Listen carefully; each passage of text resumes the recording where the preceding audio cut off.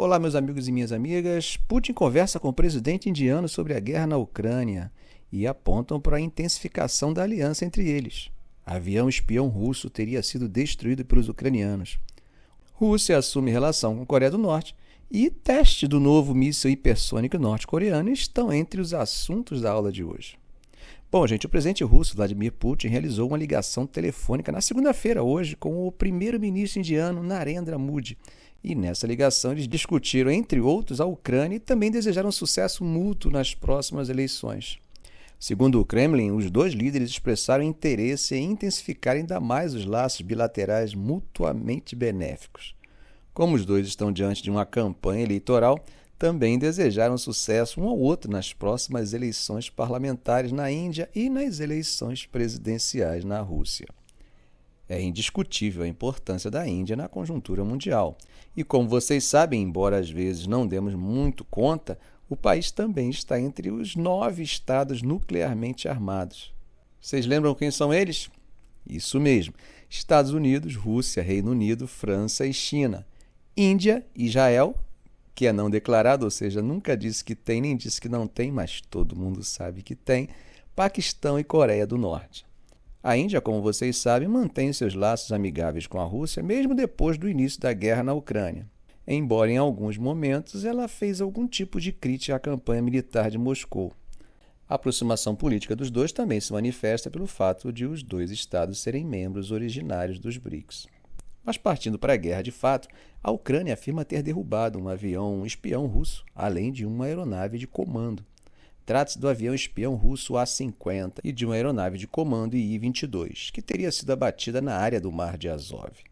Veja o que o comandante-em-chefe das Forças Armadas da Ucrânia, Valery Zaluzny, disse no aplicativo de mensagem Telegram. A Força Aérea da Ucrânia destruiu uma aeronave de detecção de longo alcance A-50 inimiga e um centro de controle aéreo I-22 inimigo. Sou grato à Força Aérea pelo planejamento e execução perfeitos da operação na região do Mar de Azov. Essas aeronaves são utilizadas para a coleta de informações, identificação de alvos e coordenação de tropas. Kiev não especificou até o momento de que modo os aviões foram destruídos. Não há muitos A-50, e os especialistas que os operam são também escassos. Se um avião desse tipo for atingido, a tripulação não conseguirá escapar. Não se sabe ao certo quantos A-50 a Rússia tem em serviço. Segundo um relatório de inteligência do Reino Unido, Moscou teria 9 A-50 operacionais, incluindo 4 A-50U modernizados. No entanto, o Ministério Russo de Defesa disse há cerca de um ano que eram 6 os operacionais e que os A-50U estavam realizando missões na guerra da Ucrânia.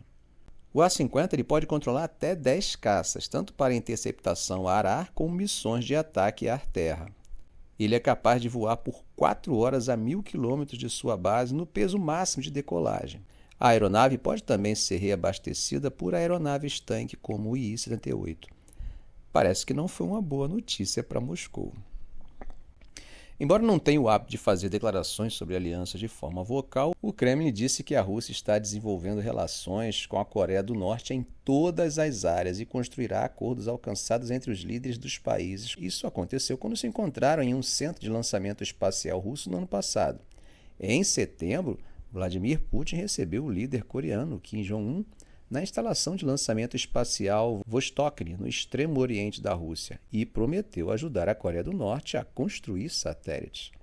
E como já falamos várias vezes aqui no canal, a Coreia do Norte tem apresentado importantes avanços em seus programas de armas nucleares e balísticas, apesar de anos de sanções lideradas pelas Nações Unidas. Em Moscou, nessa segunda, o porta-voz do Kremlin, Dmitry Peskov, recepcionou o ministro das Relações Exteriores da Coreia do Norte, Choi Song-hui. Veja o que Peskov disse sobre o encontro. A Coreia do Norte é nossa vizinha e parceira mais próxima, com quem estamos desenvolvendo e pretendemos desenvolver parcerias em todas as áreas. O diálogo em todos os níveis continuará. Esperamos negociações intensas e frutíferas.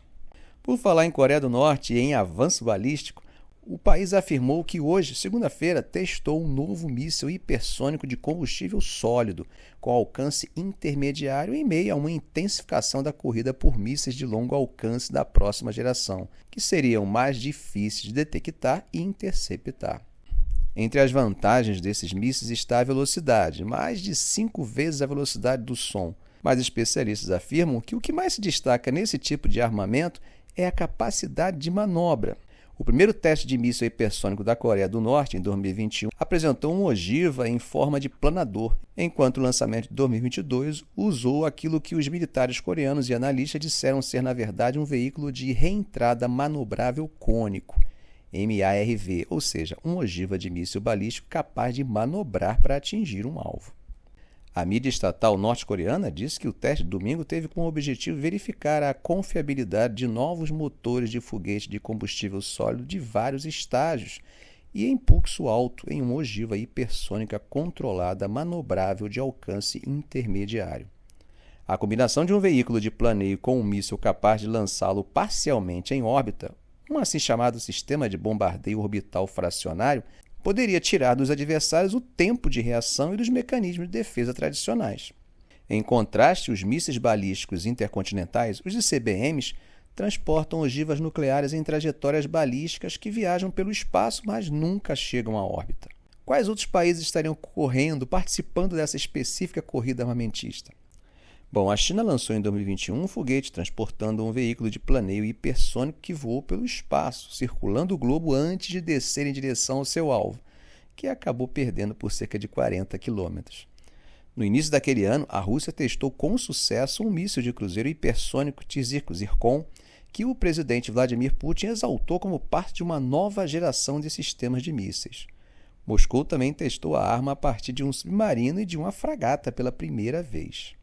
Os Estados Unidos disseram em setembro de 2021 que haviam testado uma arma hipersônica de respiração aérea, o que significa que sustenta o voo sozinho através da atmosfera como um míssil de cruzeiro, marcando o primeiro teste bem-sucedido dessa classe de arma desde 2013. Mas o que a Coreia do Norte tem como objetivo com esse tipo de arma? Em uma importante reunião, o líder norte-coreano Kim Jong-un destacou a obtenção de armas hipersônicas como uma das 5 principais tarefas dentro de um plano de 5 anos para aumentar o poder militar, junto com o desenvolvimento de CBMs de combustível sólido e um submarino nuclear. A Coreia do Norte disparou seu primeiro míssil hipersônico em setembro de 2021, chamando-o de arma estratégica, projetada para reforçar suas capacidades de defesa, embora alguns analistas sul-coreanos tenham descrito o teste como uma falha. Em janeiro de 2022, autoridades de Seul relataram que a Coreia do Norte testou outro possível míssil hipersônico que voou a altitudes relativamente baixas e até 10 vezes a velocidade do som.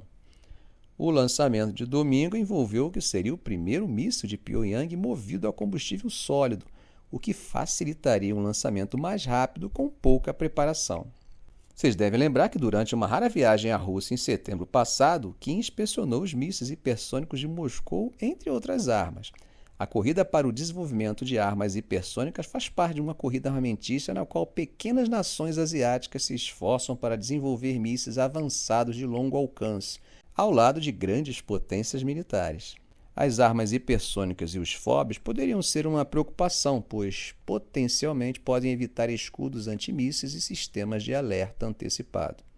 A Coreia do Norte parece estar tentando desenvolver mísseis hipersônicos e mísseis balísticos de alcance intermediário com base em reforçadores de foguete de combustível sólido. Bom, em relação às propostas de paz que estão sendo discutidas em Davos, Moscou disse que não levariam a nada pelo simples fato de que uma das partes, eles, não estariam lá.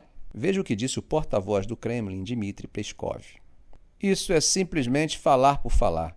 Esse processo não pode ter como objetivo alcançar nenhum resultado específico pela razão óbvia. Não estamos participando. Sem nossa participação, qualquer discussão está desprovida de qualquer perspectiva de resultados. É aquela velha história, faltou combinar com os russos. Lembram disso?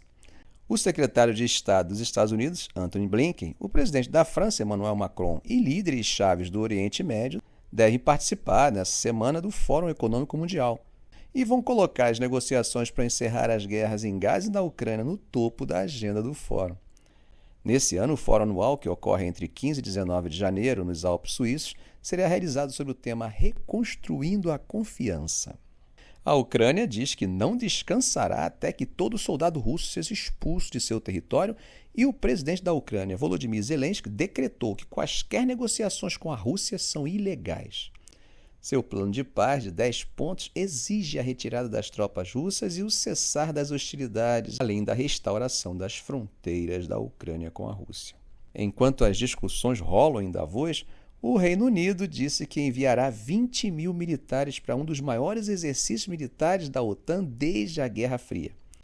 O secretário de Defesa do Reino Unido, Grant Shapps, anunciará o deslocamento de membros do Exército, Marinha e Royal Air Force, a Força Aérea Real, para exercício de 31 nações em toda a Europa durante um discurso em Londres na segunda-feira. Ele dirá que a contribuição para o exercício fornecerá a tranquilidade vital contra a ameaça de Putin, ao mesmo tempo que adverte que o Ocidente está em uma encruzilhada. Cerca de 16 mil soldados com tanques, artilharia e helicópteros serão implantados do exército britânico em toda a Europa Oriental a partir do próximo mês como parte do exercício. A Marinha Real implantará mais de 2 mil marinheiros em 8 navios de guerra e submarinos, enquanto mais de 400 fuzileiros navais comandos serão enviados ao Círculo Polar Ártico. A Royal Air Force usará caças de ataque F-35B Lightning e aeronaves de vigilância Poseidon P-8. Isso ocorre depois que os ministros anunciaram um pacote adicional de apoio de 2,5 bilhões à Ucrânia e os ataques aéreos da Royal Air Force com os Estados Unidos às Houthis do Iêmen. Fala-se de paz, preparando-se para a guerra. Ficamos por aqui. Se esse vídeo foi útil para você, faça um comentário, compartilhe em suas redes sociais, dê um like. E é claro, se ainda não for inscrito, inscreva-se no canal e ative o sininho. Ok, gente? Um grande abraço do professor Arão Alves.